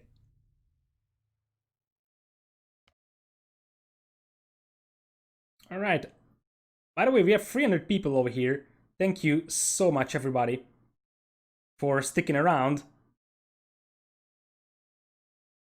And after this, as I said, I will cast the Viper series from Recorded Games because it was played yesterday. And 16:30 GMT, we have Yo and Lix versus Pella and FedEx, two pretty decent Argentinian players. I wonder what the Argentinians can do against Yo and Lix. I have a feeling that's going to be a little bit one-sided, though, in the favor of the Chinese team. But this one is looking pretty solid. So far, at least. Yeah, it's a long stream today. That is correct. And during the weekdays, we're going to have the quarterfinals as well. Again, the confirmed times will be posted on AoE Zone, Liquipedia, and whatsoever. So you should be able to see that if you follow those. And semifinals on this Saturday, and grand finals on Sunday. Can you see the map somewhere? You can see, if you go for the AoE Zone announcement post, there is a section called Maps, or there's a link to the maps. We made a separate topic for the maps. So we have a screenshot of everything over there, courtesy of Crazini. And also shout out to Crazini for helping out with the maps, because Golden Stream and River Belt were actually the maps that were created by Crazini. Brand new, but we're going into Golden Pit over here. So RoR with the Britons and Khmer in the end, so no Tatars. We're gonna go for the more traditional civilizations. And again, name a more iconic duo than BacT and Pauses. SayMyName is playing Cumans in green and Mayans for BacT in blue. Now, I actually like the Civ matchup over here. At least for the Mayans versus Britons one, that's solid.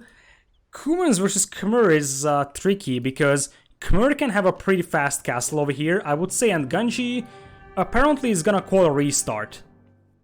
Yeah, it's understandable. It's definitely understandable. Has Kaposh played yet? Nope. So, if you take a look at Ganji's base, it's pretty obvious. This lumber camp is awful in spawning. This one is also pretty bad, and this one is also borderline awful. And also, yeah, the Barak's location isn't great. I mean, Barak's location isn't necessarily a bad thing, but these are horribly inefficient lumber camps. And also, his base isn't really well-wallable either, so, like, you could make this map work, but I understand that they don't want to struggle with that.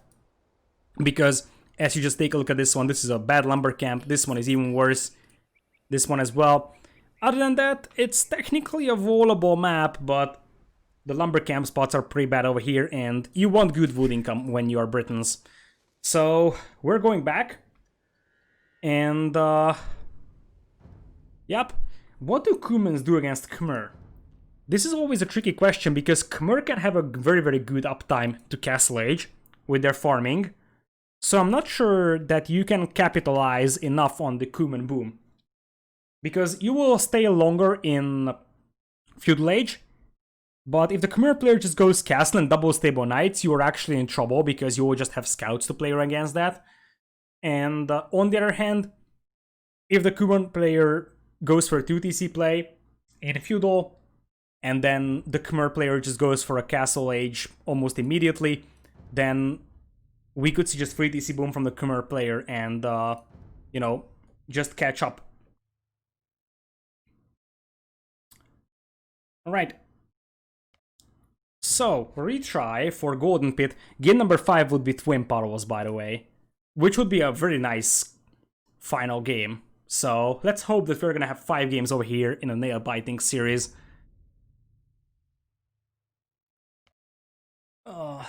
The question is, what do Cumans do against Khmer in late game? Like, eventually a fully boomed Khmer player is a little bit more dangerous than a fully boomed Cuman player, especially considering that these maps are pretty well volable at the beginning, and the majority of the fights take place in the middle, so you are fine with a slow and sturdy army like the Elephants in comparison to the fast Cuman cavalry, I would say. Cuman cap dram immediately as the game starts. They are slow and they are far away from the opponent. There is no way you can pull that one off. And you can only do battering rams in Feudal Age. Oh no. I need to restart my game. So, Cuman cap dram would only be a possibility in Castle Age. But by the time you get to Castle Age with Cumans, your opponent will also be in Castle. He will send 3 knights and destroy your cap drams. I feel like having Cumans cap drams in Castle Age is a nice thing, but that alone is not going to win you any fights, because even Vultures can kill cap drams, and you don't really have a great eco to spam cap drams. So rams start to become a lot more efficient once you have a good eco behind that one, and you can actually keep adding rams and unleash 10-15 rams at the same time.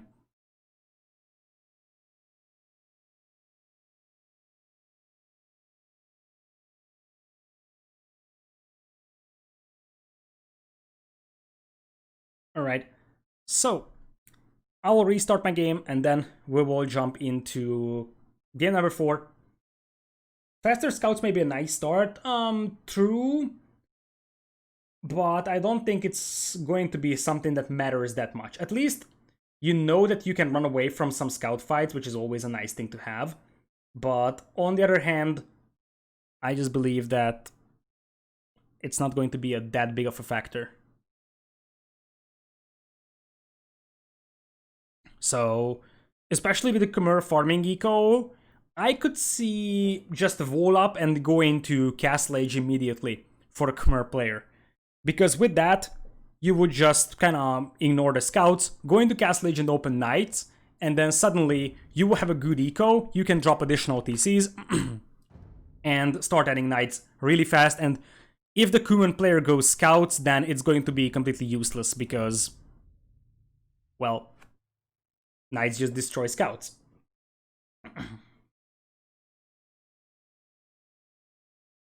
Alright, so welcome everybody.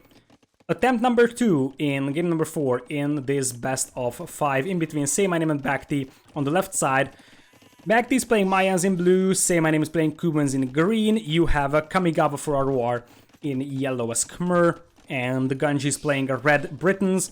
And it appears that Ganji is gonna open up with archers, but still will wall off pretty fast over here. There is actually a hole at the edge of the map, so I wonder if he's going to notice that. Other side, as I said, for Kamigawa, I could just imagine him walling up as much as possible. He apparently is going to pop out a few scouts, but basically will play full walls and potentially a few scouts. Maybe he can pick off 1 or 2 from SayMyName. SayMyName, on the other hand, is going to drop a gold mine on the wood and the gold. This is an interesting wall. I don't think that he should wall like this, but it appears that he might actually go for that. That's 1 villager picked off already. That's exactly why Kamigawa committed to those scouts. Trying to run around and get some more damage done on the villagers isn't really going to happen. But that's a nice start, and it appears that we're gonna have archers coming in here. They are going for SayMyName. They are really going for him, and in the meanwhile, they will just kind of ignore BacT, who is massing archers back at home. And also, it appears that BacT is going for a push here on the right side, trying to look for his opponent, but I don't think he knows where they are. Okay, now he finally finds Ganji in this one. And what else do we have over here? Scouts trying to do some damage alongside the archers, and that could be 1 villager picked off if SayMyName is not paying attention.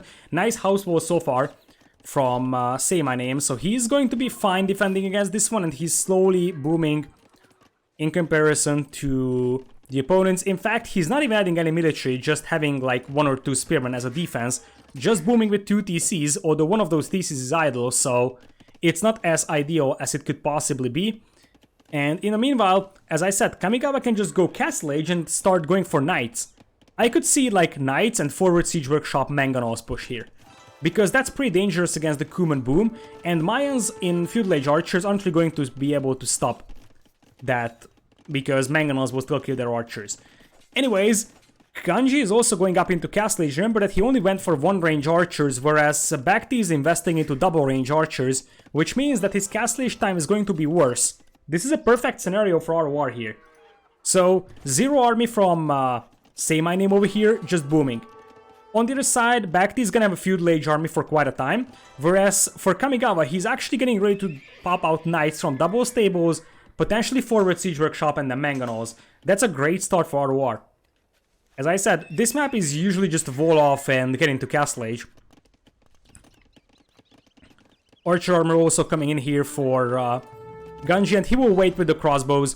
He's going to eventually lose this army, tries to out-micro the opponent. I don't think this is going to be a fight he wins, although BacT is not paying attention. BacT is not paying attention, but in the end, Ganji is going to lose that archer. Still, more and more archers come in here as SayMyName is trying to wall himself. He has way too much villagers on wood. He's trying to buy himself up to Castle Age here, so his Castle Age isn't going to be that horrible, but still, I mean, you can already see Kamigawa up into Imperial. So, what Imperial? Did I say Imperial? I wanted to say Castle, but you get what I mean. Archers moving out, Britons also having the extra range is going to be nice, and it appears that Kamigawa is not gonna mess around with knights, he's just gonna say, it's time for elephants. And this will be perfect combination, I would say. If you can take this hill here, and Ganji can start helping out against the archers with his crossbows, then the elephants will just be able to steamroll everything, because elephants are also pretty good against buildings here, so they could just dive in under a TC once you have like, what, 10 or 12 elephants. And I guess Kamigawa is gonna have soon 10 or 12 elephants. Anyways, SayMyName is also going up to Castle Age here as Ganji is trying to get through the walls here with the crossbows. Right now, this is not a fight that BacT can take. But also, this forces a defensive tower from BacT because his gold mines are pretty exposed. Not sure what Ganji knows about them, but he knows about one of the gold mines, so it's pretty nice. And here come the Elephantarinos, slowly galloping through the map, if you can call this galloping. It's more like slowly marching through the map.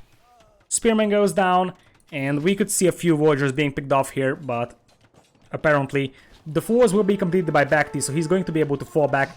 He might lose one villager or two here to the crossbows, though. At least with this villager should die. Anyways, that is a market for BacT as well. I wonder what the plan is.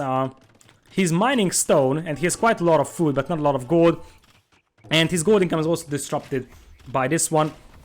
BacT indeed should actually try to trap these crossbows, but I think he forgot about this villager. In the meanwhile, look at those elephants just bashing their way into SayMyName's base, and SayMyName has nothing to fight against this one. Not even a stable. He has absolutely nothing. In fact, they should probably just ignore BacT and go for SayMyName and finish him off, because if these crossbows deny the repairs over here, then the market goes down, the blacksmiths go down, alongside quite a lot of villagers here. 60 villagers for SayMyName, but Kamigawa is also at 52, so as I said, if you just go for a relatively fast castle here, the free TC Khmer play here is going to be just as good as the Kuman one.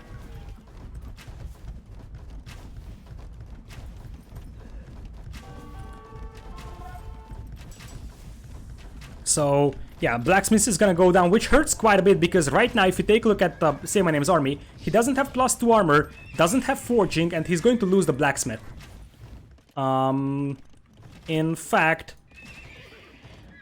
he still has a second Blacksmith, so he had to rebuild one, loses the market, and honestly, these elephants could just start knocking down the stables as they are. In the meanwhile, more and more crossbows are slowly streaming in here, and also quite a lot of elephants. If you take a look at the ecos, 54 for Ganji, 61 for Kamigawa, only 60 for SayMyName. So right now we actually have a better eco for Kamigawa than we have for SayMyName, and one stable already went down. I mean, monks are coming out, but monks aren't really going to help because there's a bunch of Britain crossbows that can just snap them down in moments, and look at that stable melt to the elephants. It is just ridiculous. One monk comes in here, but could be immediately destroyed by the crossbows, and this is the moment when the elephants will probably try to dive beneath the town center. There's still a lot of crossbows defending, but SayMyName is running for his life right now. Oh boy, we could see the Vietnamese team eliminated here by RoR, again just bashing their ways through the house walls, and the problem here is that these knights don't have +2 armor, so the Britain crossbows, especially considering they even have the extra range, they can just snap down those knights from a pretty decent distance before any of them could engage. One conversion is there, but that elephant is just gonna have a very painful death. So it's not looking great for Vietnam. 30 military for Ganji, 30 as well for BacT, and Kamigawa has 13, only 9 for SayMyName, and those knights aren't really great either, so this is looking way better for RoR right now. And if you take a look at Ganji, I wonder if he's going to try and play for a relatively fast Imperial again, like he did in the previous games. In the meanwhile, we have apparently a castle dropped in the middle of the map by BacT, so he's gonna start adding plumed archers very soon. Let's see the micro over here. Look at BacT jumping around with that crossbow. But he's losing quite a lot, and until he doesn't have Thumb Ring, the Britain crossbow should be way better. But in the long run, once you have the plumed archers out, for example, this should be favoring the Mayans. The problem is that if these crossbows go down, then the elephants will just steamroll the base of SayMyName. Crossbows need to pick off the monks here. That's why Ganji is trying to push forward as much as possible. So castle is up alongside a TC coming in very soon, and Ganji, oh no! Oh no, Ganji! I wonder if he's going to realize this one. He's microing his forces very heavily, and that's one, that's two, and he could even lose the TC resources. Yeah, he's gonna have to bail on this one. So there is no gold over there in the middle. Let's see the fight over here on the left side. There is one elephant converted. Knights will probably die now, and nice dive in by the crossbow, sniping off all the monks. This is the moment where RoR has been waiting for. Try to take the fight. The knights now have +2 armor as well, which is an extra flavor to everything. Kamigawa also dropping a TC over here with additional elephants coming in now. More and more knights are coming for SayMyName. SayMyName has 73 eco though, and Kamigawa has 88, and it's Khmer farming, which is again a massive advantage.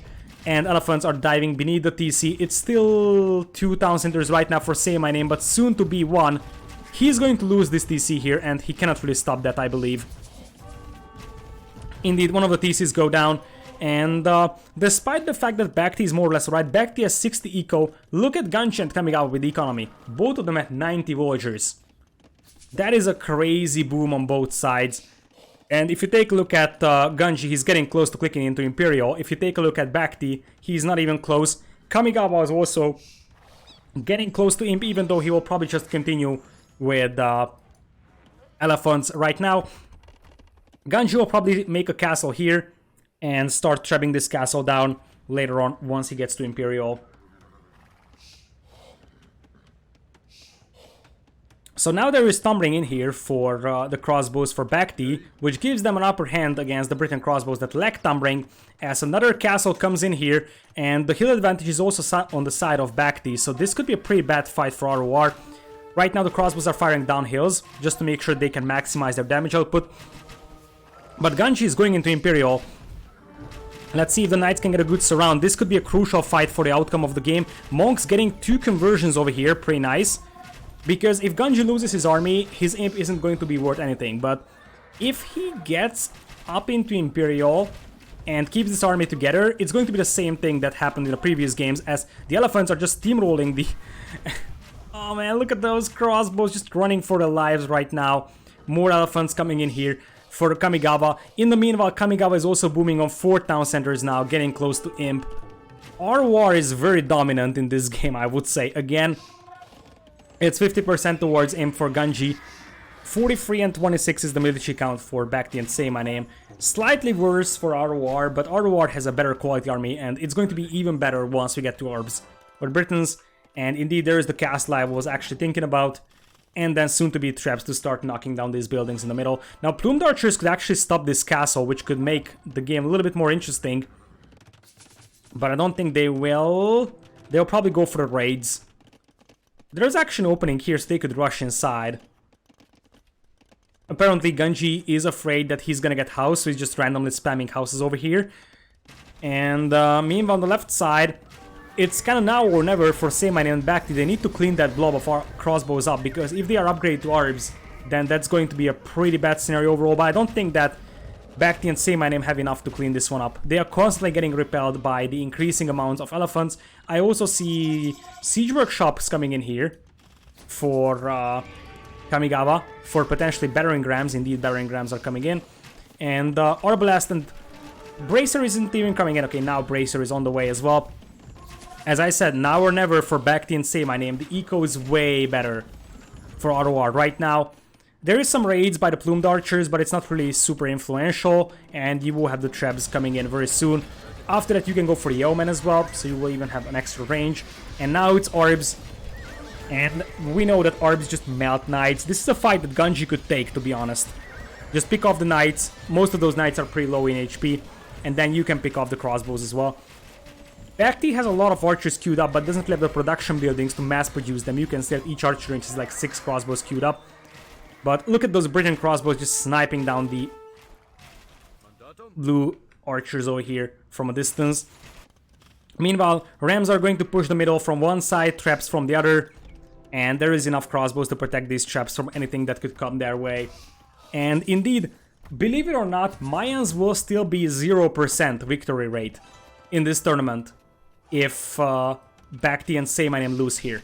And it appears that they will, because that's a pretty strong horde of Elephants and Rams.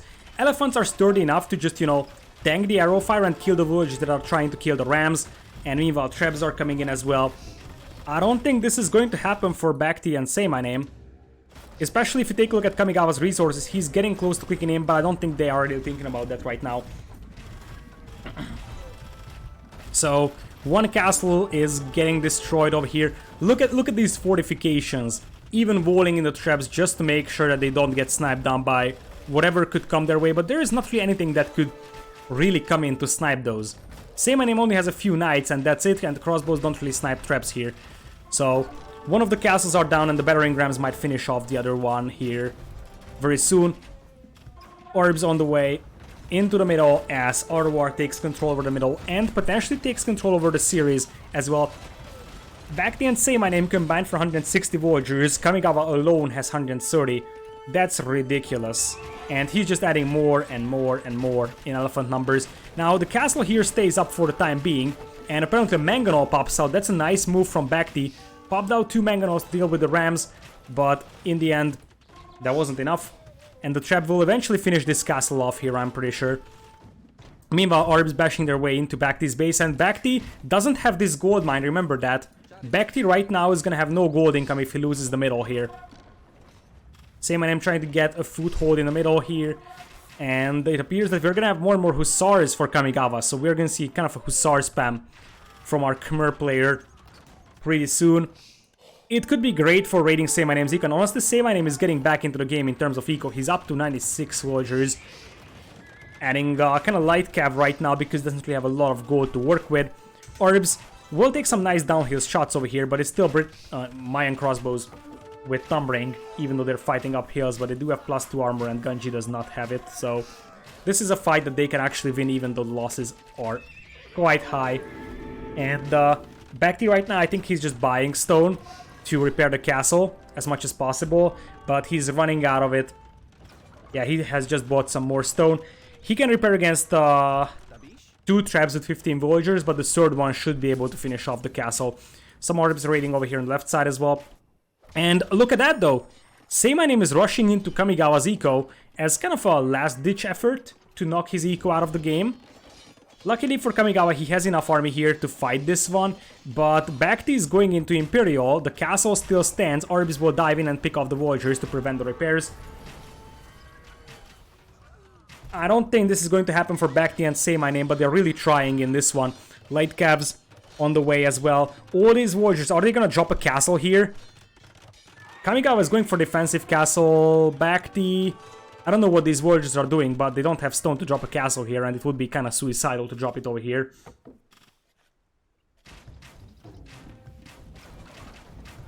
So, Vietnam pushed out from the middle. It's going to be a very, very short amount of time available for them to at least get a foothold in the middle somehow. Now, being honest, SayMyName is doing a decent job raiding, but, well, that's not going to be enough, because as they lose the final TC in the middle, BacT and SayMyName are calling it, and I think it was a very surprising result for this one, but RoR win against the Vietnamese team, 3-1. Gunji again, 165 kills to 63 deaths. Gunji was playing amazing, Kamigawa was good, but Gunji was playing amazing in this one. 22,000 food on the other hand by Kamigawa with Khmer. That's more than BacT and SayMyName combined. That's crazy. 141 villagers for Kamigawa, but I think what matters is this KD for Gunji, and the KD for him was basically the same for the majority of the games. So Gunji never really lost army again. His micro was just pretty good. Overall, his macro behind this one was pretty great. And with this victory, rulers of Rome move up to face off against Embil and Nikov in the next round in a somewhat unexpected matchup. But I'm really curious what Kamigawa and Gunji can do against Embil and Nikov, because they played exceptionally good over here, and I wonder if they can make it super competitive against Embil and Nikov as well. Yes, Gunji was first to Imperial in every game they played, that is correct, and Kamigawa was always the latest player to Imp. It was always Kamigawa delaying while Gunji went into Imperial.